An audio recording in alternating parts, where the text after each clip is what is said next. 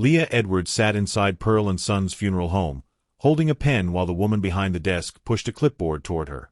The total was $8,200. Lea Edward looked at the number, then signed the check without shaking. Her mother, Grace Edwards, had died 3 days earlier, and since then, her phone had become a quiet enemy. She had called Jasper, June, and Oscar, but none of them had truly answered. One asked about insurance. One said she would try to come. One did not answer at all. So Lea Edwards sat there alone, paying for the funeral of the woman who had raised them all. The woman at Pearl and Son's funeral home looked at the check, then lifted her eyes gently. "Will the family be helping with the cost?" she asked.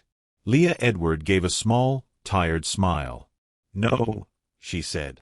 "It is just me." The woman did not look surprised. In their town, people knew the Edwards family. They knew who came when trouble arrived, and they knew who disappeared when responsibility knocked. Lea Edward capped the pen and pushed the check forward. Deep inside, one thought came quietly. They will regret this. Not because she planned to punish them, but because Grace Edwards had already prepared the truth. Welcome back to Abuel Folktales. Kindly like and subscribe to his channel.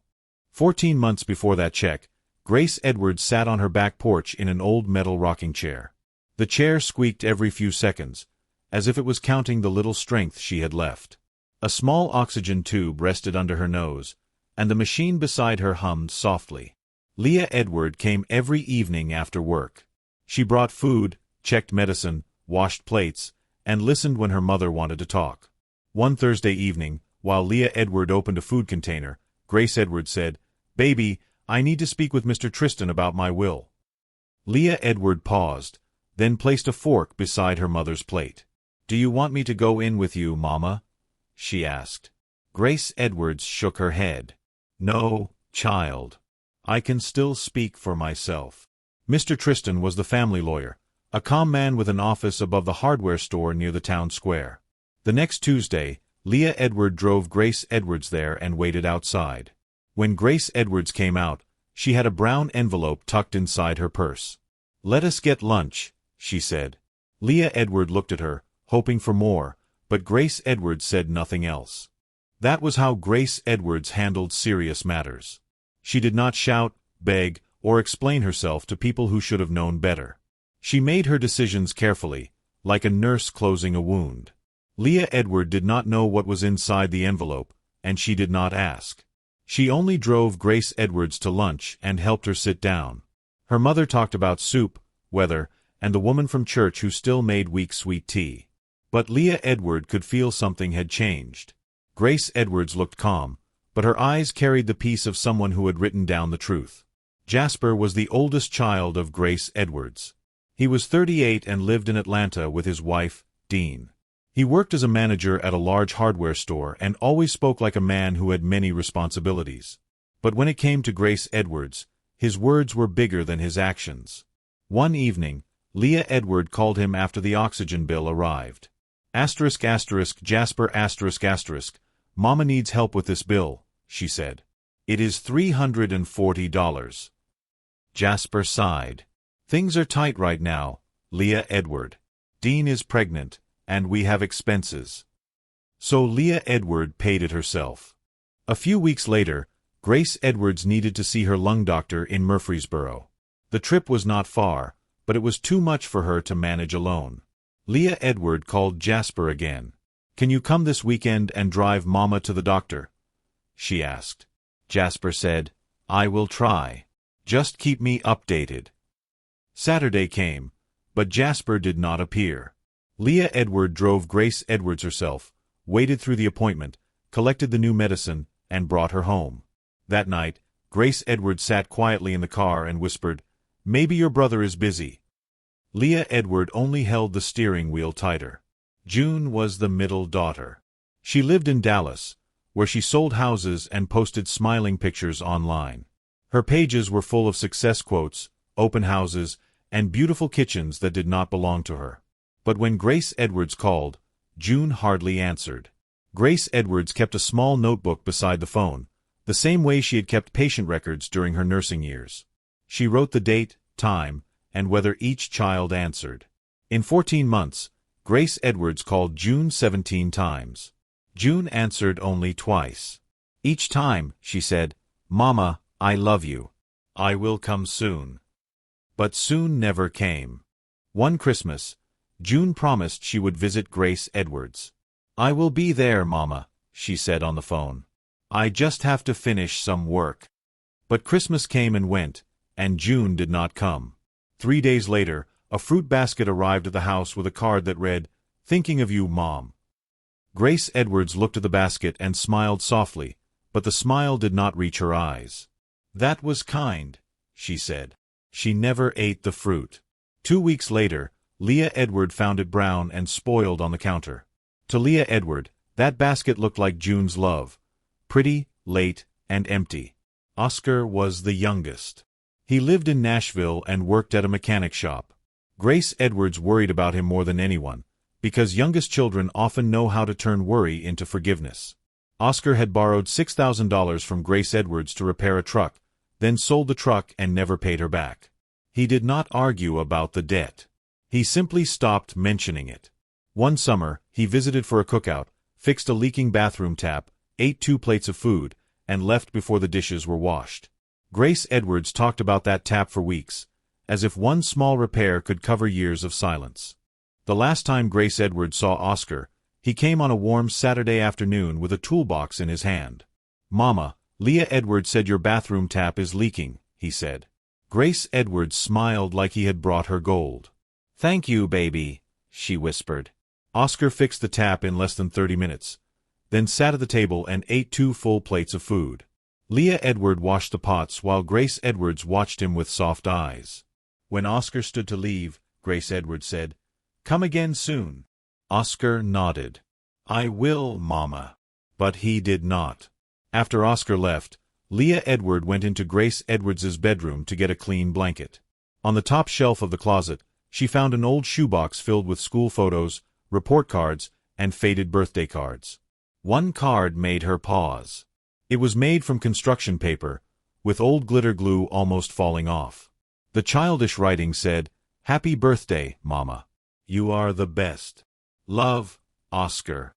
Lea Edward held it quietly.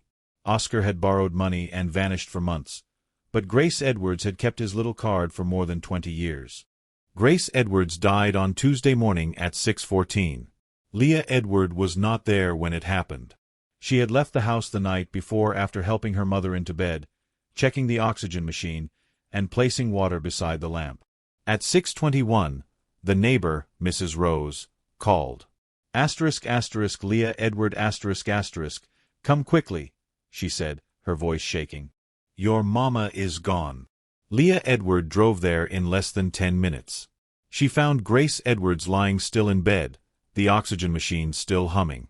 She held her mother's hand and whispered, "Mama, I came. I am here." After sitting with Grace Edwards, Lea Edwards stood and made the calls no child ever wants to make. First, she called Jasper. He answered after the 4th ring. Jasper, "Mama passed this morning," she said. For a few seconds, he was quiet. Then he asked, "Did she have life insurance?" Lea Edward closed her eyes. "I will send you the details," she said. Next, she called June, but June did not answer. Later, June texted, "Oh my God. Are you serious? I will try to make it. When is the funeral?" Lea Edward stared at the word try. Then Lea Edward called Oscar. His phone rang until it reached voicemail, but his mailbox was full. She sent a message instead. "Mama died this morning. Call me." The message showed that Oscar had read it, but he did not reply. Lea Edward sat on Grace Edwards's back porch in the old metal rocking chair. It squeaked every few seconds, the same way it had when her mother was alive. "Where are all of you?" Lea Edward whispered. No one answered. After a long while, she wiped her face, stood up, and called Mr. Tristan. Mr. Tristan's office smelled of old books and lemon polish. When Lea Edward walked in, he removed his glasses and stood slowly. Lea Edward "I am sorry," he said. "Your mother was a good woman. Lea Edward nodded. She was. Mr. Tristan opened a drawer and brought out the same brown envelope Grace Edwards had carried months earlier. Your mother made her will very clear, he said. She named you as the person to handle everything. Lea Edward was not surprised. She had handled everything while Grace Edwards was alive, so of course she would handle everything now. Then Mr. Tristan read the will. The house, the savings, the car, the jewelry, and the furniture were all part of Grace Edwards's estate. There were also medical bills and funeral costs to settle. But the part that made Lea Edwards sit straighter was the condition. Grace Edwards had written that if all 4 children came to her funeral and helped with burial costs, the estate would be shared equally. But any child who failed to come or refused to help would lose their share. That share would go to the child, or children, who showed up. Lea Edward looked at Mr. Tristan for a long moment. She really wrote that? She asked. Mr. Tristan nodded. Yes. I asked her 3 times if she was sure. Lea Edward swallowed. And what did she say? Mr. Tristan leaned back in his chair. She said love should not only speak. Love should appear. Those words entered Lea Edwards' chest like a key turning in a lock. Her mother had not been confused. She had not been bitter. She had only watched, counted, waited, and written the truth with a steady hand. What do you want to do? Mr. Tristan asked. Lea Edward looked down at her hands. She thought of Jasper asking about insurance, June saying she would try, and Oscar reading her message without replying. I want to give them one real chance, she said. I will tell them there are debts and funeral costs. I will ask them to come and help. If they show up for Mama. If they do not, Mr. Tristan finished softly, then the will does what Grace Edwards intended. Lea Edward nodded. Exactly. That evening, Lea Edward created a family group message. Her fingers paused over the screen before she typed. I met with Mr. Tristan today about Mama's estate. There are medical debts and funeral costs. The funeral is Saturday at First Baptist. I need help with the arrangements and the burial cost. Please let me know. She pressed send and waited. Jasper replied first. That is rough, but Dean is pregnant and money is tight. Not our problem if she left nothing. Lea Edwards stared at the words. Then she saved the message. Something told her she would need it later. A few minutes later, June replied. Oh no, that is so sad. I cannot afford a flight if there is nothing to receive. I will send flowers. Are you okay? Lea Edward read the message twice. If there is nothing to receive, she whispered. Not if Mama needs me. Not I am coming. Just flowers and excuses. Then Oscar read the group message. The phone showed it clearly, but he did not reply. Lea Edward waited until the screen went dark. 3 children had been asked to help bury Grace Edwards. Not one of them said, I will be there. The next morning, Lea Edward started planning the funeral alone. The casket cost $3,200. The church service cost $300. The flowers, the obituary, the transport, and the burial work lifted the total higher and higher until it reached $8,200. The man at Pearl & Sons Funeral Home spoke gently. Will your family help with this? He asked. Lea Edward shook her head. No. I will pay. He looked at her with quiet pity. Your mother must have trusted you deeply. Lea Edward signed the paper and answered, She knew I would show up. On Wednesday, Lea Edward called Jasper one last time. The funeral is Saturday at 11, she said. Mama needs her son there. Jasper sighed as if she had asked too much. Dean is close to her due date. I cannot leave her. Lea Edward frowned. Her due date is 6 weeks away, Jasper. There was silence. Then he said, She has been feeling weak. Lea Edward did not argue. That evening, she saw a picture online. Jasper and Dean were smiling at a restaurant with friends. Dean looked happy, not weak. Lea Edward saved the picture without saying a word. By Thursday, no flowers had arrived from June. Lea Edward checked the porch in the morning, then again after work. Nothing. She went to Grace Edwards's house to choose the dress for the burial. Her mother's blue church dress hung neatly in the closet, with small white flowers near the collar. Lea Edward touched the fabric and whispered, "You always liked this one, Mama." Later, she stopped at a flower shop and bought white lilies herself. When the florist asked what to write on the card, Lea Edward said, "From your children." Then she paused. "No. Write, from the one who came." On Friday evening, Lea Edward went back to Grace Edwards's house to prepare food for the small gathering after the funeral. A kind neighbor, Mrs. Rose, brought a casserole and helped arrange plates on the table. While looking for a tablecloth, Lea Edward passed her mother's chair and saw a gray house dress folded over it. Something crinkled in the pocket. She reached inside and pulled out Oscar's old birthday card, the one with faded glitter. Grace Edwards had been carrying it close to her heart.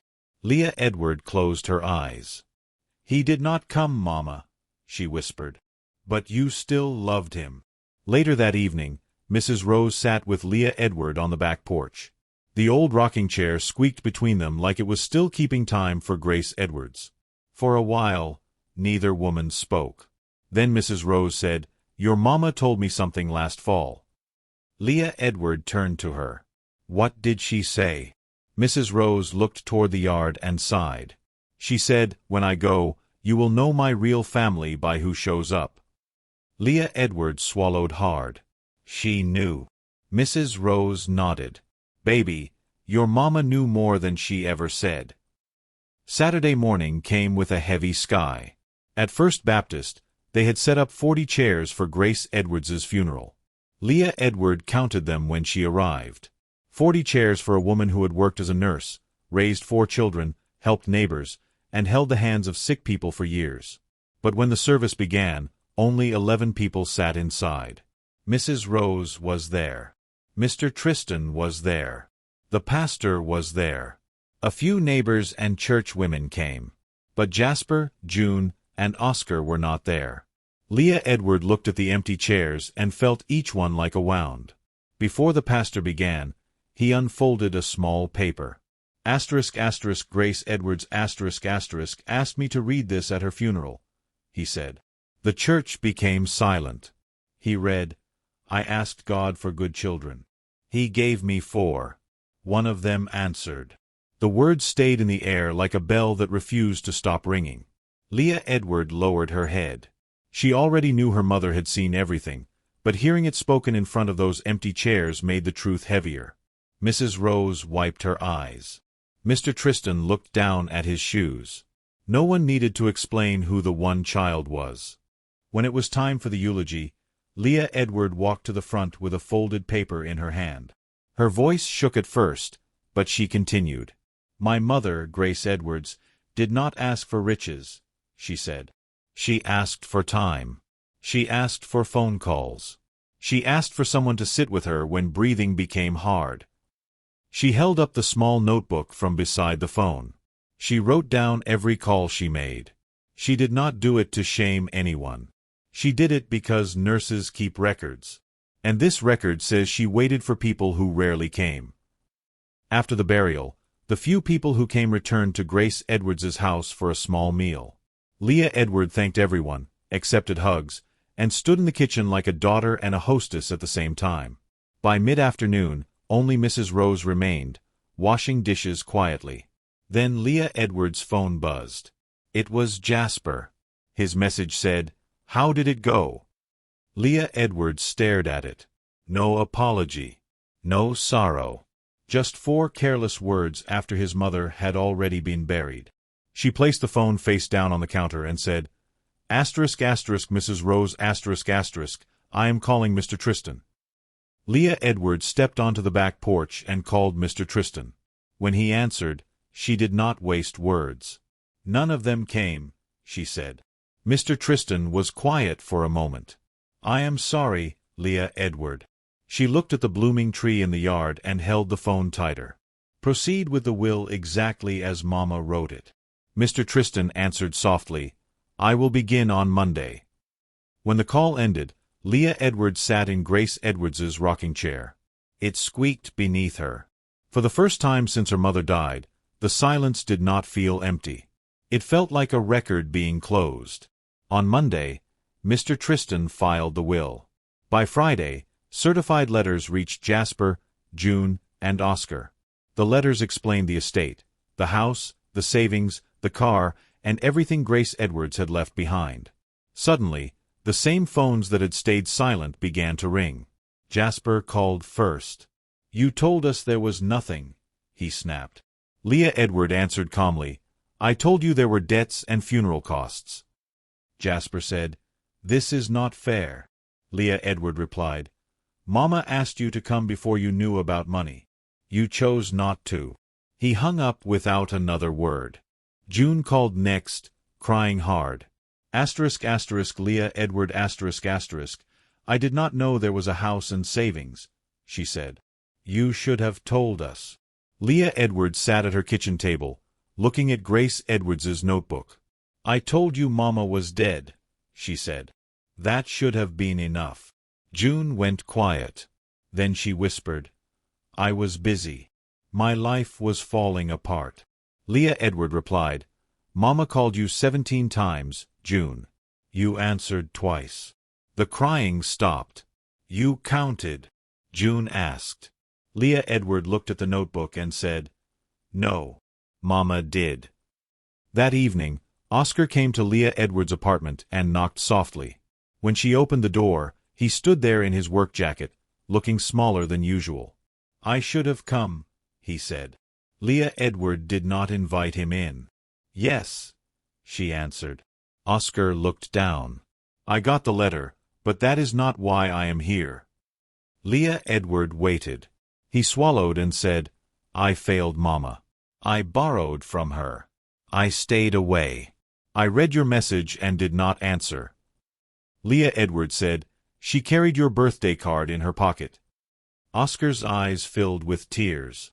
The will reading happened on Thursday at Mr. Tristan's office. Jasper came first, wearing a neat shirt and a hard face. June arrived next with a travel bag, her eyes red from a flight she had finally paid for. Oscar entered last, clean and quiet. Mr. Tristan sat behind his desk and opened the file. Grace Edwards left clear instructions, he said. Each child would receive a share only if they attended her funeral and helped with burial costs. Jasper leaned forward. You knew, he said to Lea Edward. She looked at him and answered, I knew Mama wanted her children to show up. Mr. Tristan read the conditions slowly. Any child who failed to attend the funeral and help with burial costs shall lose that share. The share will go to the child who fulfilled both conditions. The room became still. Jasper's face turned red. This will not stand, he said. A mother cannot punish her children like this. Mr. Tristan looked at him calmly. Your mother did not call it punishment. She called it truth. June covered her mouth. Oscar stared at the floor. Lea Edward sat quietly, feeling no victory, only the heavy piece of a record finally being read. Then Mr. Tristan unfolded a handwritten letter from Grace Edwards. She asked me to read this if anyone questioned her decision, he said. Jasper shifted in his chair, but Mr. Tristan continued. My children, I love you. But love does not require me to pretend. You were not there when I was sick. You were not there when I was scared. You were not there when the oxygen ran low and Lea Edward came. I forgive you, but I will not fund what you refuse to honor. This is not revenge. This is the record. June began to cry for real. Oscar lifted his head, his voice breaking. What about the $6,000 I owed her? Mr. Tristan looked at another page. Grace Edwards forgave that debt. She wrote that it was between a mother and her son, and she did not want it to outlive her. Oscar closed his eyes. She forgave me, he whispered. Lea Edward looked at him, but said nothing. Some mercy arrives too late to comfort the giver. Oscar stood slowly. She was right to leave it to you, he told Lea Edward. She answered, She left it to whoever showed up. Oscar nodded and left. Jasper tried to fight the will, But Mr. Tristan had every record ready. He had the signed will, the witnesses, the medical papers, the call notes, the funeral receipt, and the messages from Jasper, June, and Oscar. A judge later rejected Jasper's challenge. June sent a long apology, but it sounded more like an excuse than truth. Oscar sent one message on Grace Edwards's birthday, daisies. Lea Edward did not answer, but she did not delete it. By summer, the estate was settled. The house, the savings, and the quiet weight of her mother's truth all belonged to Lea Edward. Lea Edward moved into Grace Edwards's house and kept the old rocking chair on the porch. She kept the notebook by the phone, the birthday card in the dress pocket, and the brown envelope from Mr. Tristan's office in a drawer. People asked if she felt guilty, but she did not. Grace Edwards had not rewarded greed. She had honored presence. Not the children who arrived after certified letters. Not the ones who cared only when money had a number. She honored the child who brought dinner, paid bills, answered calls, and stood alone at the funeral. Love had finally been counted, and the record was clear. If you have ever been the one who stayed when everyone else disappeared, the one who picked up the phone, made the long drive, carried the burden, and stood there until the very end, then this story is for you. Share it with someone who needs the reminder that showing up still matters.